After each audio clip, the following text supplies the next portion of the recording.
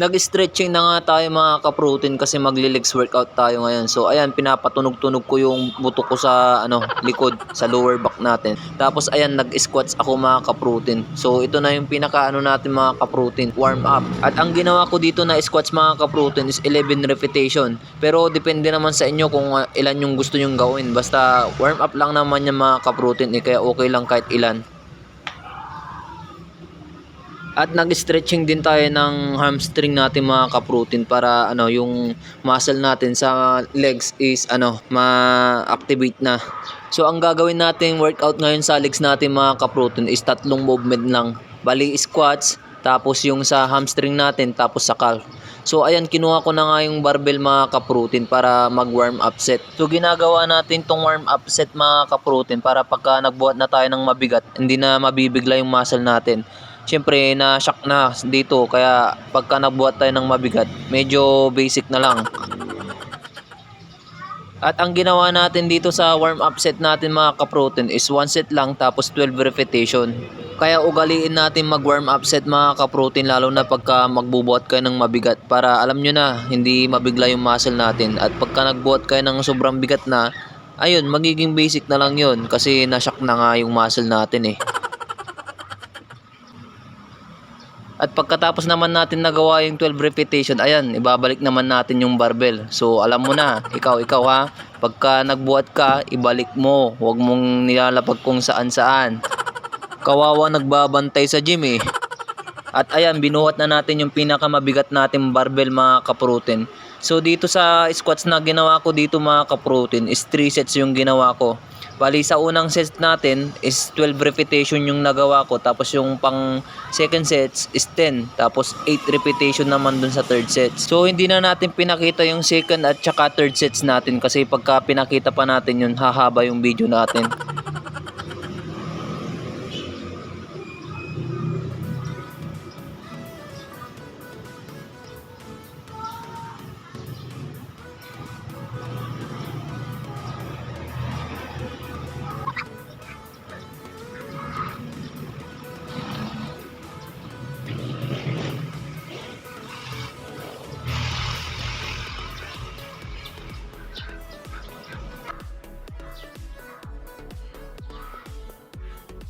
Pagtapos natin nag-squats, ito naman yung sinunod ko mga ka-protein.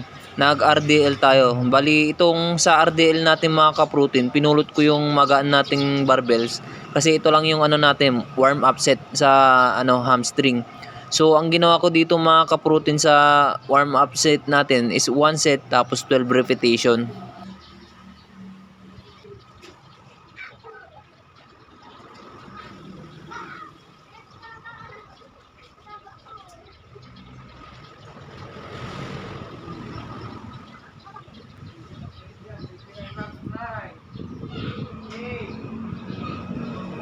Pagtapos nga natin nag-warm up set mga ka-protein, sinunod ko naman yung isang barbells. Tapos ayan, ang ginawa natin dito is 4 sets tapos 12 repetition. So itong barbells na to mga ka-protein, sakto lang yung bigat nito. Pinagbabaysip ko nga lang to eh. Kaya naiwan yung legs ko din eh. Kaya tayo naging chicken legs eh. Kaya nababash tayo eh. Bumabawi naman tayo eh.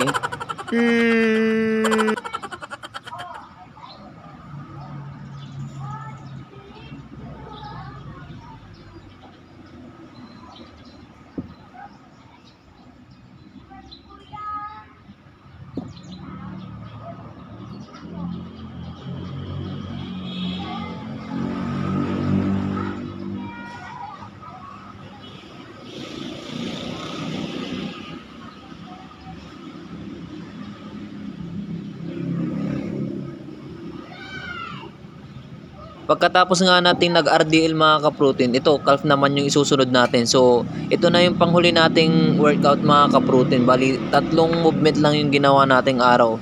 Bali yung sa natin squats, hamstring, sa RDL, tapos ito naman sa calf. So ang ginawa natin dito sa calf mga ka-protein is 5 sets tapos 19 repetition. So, lagi kong hinuhuli itong wino-workout tong calf ko mga ka-protein kasi basic lang naman siya ng i-workout eh. Hindi tulad sa hamstring or sa quads natin na kailangan mo pang mag-squats. Dito sa calf naman is ganyan-ganyan ka lang. Ayan, pero nakakangalay din to mga ka-protein ha.